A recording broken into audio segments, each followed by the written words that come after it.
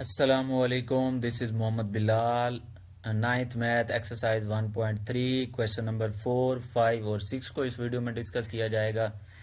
Question 4 की statement है, सबसे पहले find two numbers whose sum is 68 and difference is 22। दो नंबर्स फाइंड करने हैं जिनका सम जो है वो 68 है और उनका अगर हम डिफरेंस ले तो वो 22 आना चाहिए।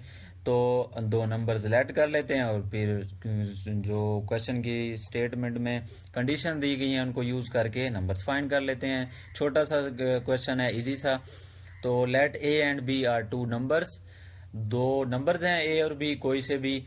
तो देन कंडीशन क्या कह रही है, दोनों का सम कितना है, ए प्लस बी करें तो 68 आना चाहिए, इसको इक्वेशन 1 का नाम दे देंगे। और इनका डिफरेंस लें, ए माइनस बी, डिफरेंस कहते हैं ना माइनस करने को, तो सब्ट्रैक्शन को। a माइनस बी 22 के इक्वल आता है, इसको इक्वेशन 2 का नाम दे देंगे जी। अब क्या करेंगे जी, इक्वेशन 1 और 2 को ऐड कर दें। लेफ्ट साइड में ऐड कर दें, राइट साइड में ऐड कर दें। तो देखें माइनस बी से बी कैंसिल हो गया, a प्लस ए 2a हो गया और 68 में 22 ऐड करेंगे तो 90 आ जाएगा। तो 2 इधर मल्टीप्लाई हो रहा है, उधर जाकर डिवाइड हो जाएगा, a इज इक्वल टू आ जाएगा 90/2। तो डिवाइड करवाएंगे, हमें वैल्यू मिल जाएगी 45। a की वैल्यू तो हमें मिल गई। अब a की वैल्यू जो है ना वो उठा के हम किसी भी इक्वेशन में 1 में भी पुट कर सकते हैं, 2 में भी पुट कर सकते हैं, वहां से हमें b की वैल्यू मिल जाएगी। तो मैंने क्या किया है, putting a is equal to 45 in equation 1 में हमने पुट किया है। तो a की जगह 45 आ गया, plus b is equal to 68 है, b is equal to 68 plus 45 इस साइड पे आएगा, माइनस 45 हो जाएगा। तो b की वैल्यू क्या आ जाएगी, 23। तो a की वैल्यू जी आ गई हमारे पास 45 एंड b की वैल्यू आ गई 23। Hence 45 and 23 are the required numbers. अच्छा, उसने जो कंडीशन बताई थी ना, आप अपने आंसर को सेटिस्फाई करने के लिए चेक भी कर सकते हैं। अगर आप 45 में 23 ऐड करते हैं तो आपको सम जो है ना वो 68 ही मिलता है। और अगर आप 45 में से 23 माइनस करते हैं तो आपको डिफरेंस 22 ही मिलेगा। इसका मतलब है कि आपका आंसर करेक्ट है। क्वेश्चन नंबर 6 की तरफ आते हैं। 6 की स्टेटमेंट देखते हैं जी। 6 की स्टेटमेंट में वो कह रहा है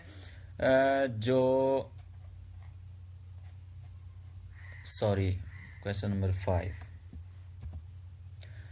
क्वेश्चन नंबर 5 की स्टेटमेंट देखते हैं जी, क्या कह रहा है इसके अंदर। The weather in Lahore was unusually warm the summer of 2024। The TV news reported temperature as high as 48 degree centigrade by using the formula degree Fahrenheit is equal to 9/2 degree centigrade plus 32. Find the temperature as Fahrenheit scale।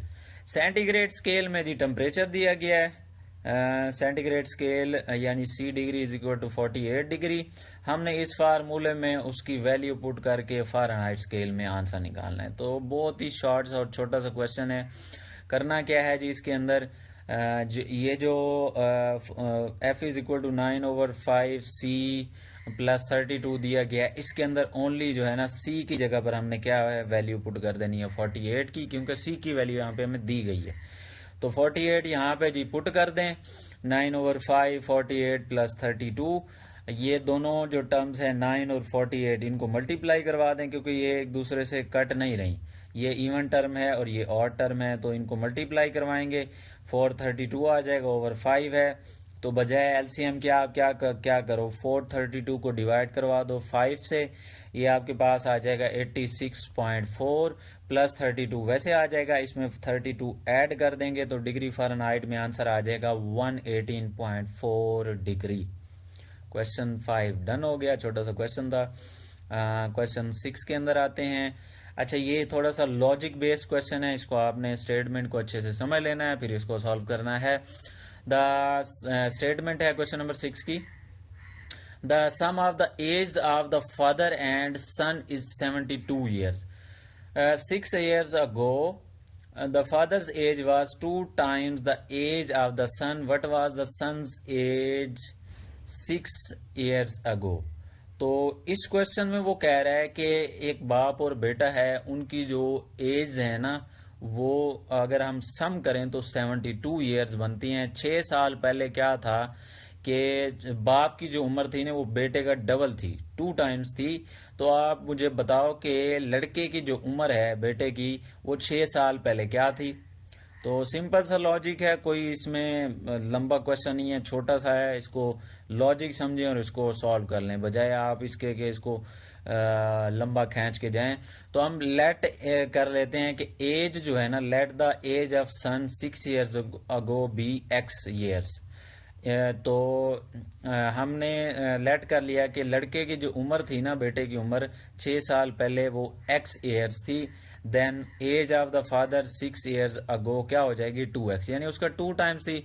तो सन की as हम 6 साल पहले x ले रहे हैं, तो उसके फादर की एज जाहिर सी बात है, उसने खुद कहा है कि 6 साल पहले उसकी एज जो थी ना वो उसका 2 टाइम्स थी, यानी 2x आ जाएगा। अच्छा, यहाँ पर जो सम ऑफ द एज बताया गया था ना, ये उनकी करंट एज बताई गई थी कि दो बाप बेटा है, उनकी एज जो है ना उनको अगर हम सम करते हैं, इज लगा हुआ है ना, तो ये करंट एज है। तो ये तो 6 ईयर्स वाली एज है ना, 6 ईयर्स पीछे हम गए हैं, एक्स हमने लेट किया और उसके फादर की एज 2x है। अगर हम करंटली उनकी एजेस देखें तो 6 जो 6 ईयर पहले थी उसमें देखें ना, 6 हमें ऐड करना पड़ेगा इस वैल्यू में भी और इस वैल्यू में भी, क्योंकि करंट एज उनकी क्या बनेगी 6 साल। बच्चे की जो बेटे की जो पहले उम्र थी उसमें आप 6 साल अब ऐड करेंगे तो आज की डेट बनेगी ना। इसी तरह से फादर की जो एज 6 साल पहले थी उसमें अब 6 ऐड करेंगे तब जाके आपको करंट एज मिलेगी। तो करंट एज ऑफ सन क्या बन जाएगी x+6 और करंट एज ऑफ फादर क्या बन जाएगी 2x+6। अब कंडीशन आपको बता रही है कि दोनों की एज यानी करंट एज का जो सम है, ये भी करंट एज है ये भी करंट एज है, इसका जो सम है वो 72 ईयर्स के इक्वल है। तो कंडीशन यूज करें x+6 + 2x+6 is equal to 72। तो x+2x 3x हो जाएगा और 6 + 6 12 हो जाएगा, इज इक्वल टू 72 है। +12 को साइड पे ले जाएं जी, 3x इज इक्वल टू 72 - 12, तो 3x इज इक्वल टू आ गया 60। अब क्या करेंगे, 3 इधर मल्टीप्लाई हो रहा है तो इधर डिवाइड हो जाएगा, तो x की वैल्यू 60/3 यानी कि 60/3 20 आ गया। Hence the age of son 6 years ago was 20 years. तो लड़के की जो बेटे की उम्र थी ना 6 साल पहले वो जी 20 ईयर्स थी। तो होप्स हो कि आपको तीनों क्वेश्चंस अच्छे से समझ आ गए होंगे। शॉर्ट और लॉजिक बेस्ड और सिंपल मेथड से करवाया है जी, इसी को फॉलो करें। और वीडियो अच्छी लगी हो तो कमेंट लाइक शेयर जो है ना ज़रूर कर दें, चैनल को सब्सक्राइब कर दें। और नेक्स्ट वीडियो में आपसे मुलाकात होती है जी। अल्लाह हाफिज़।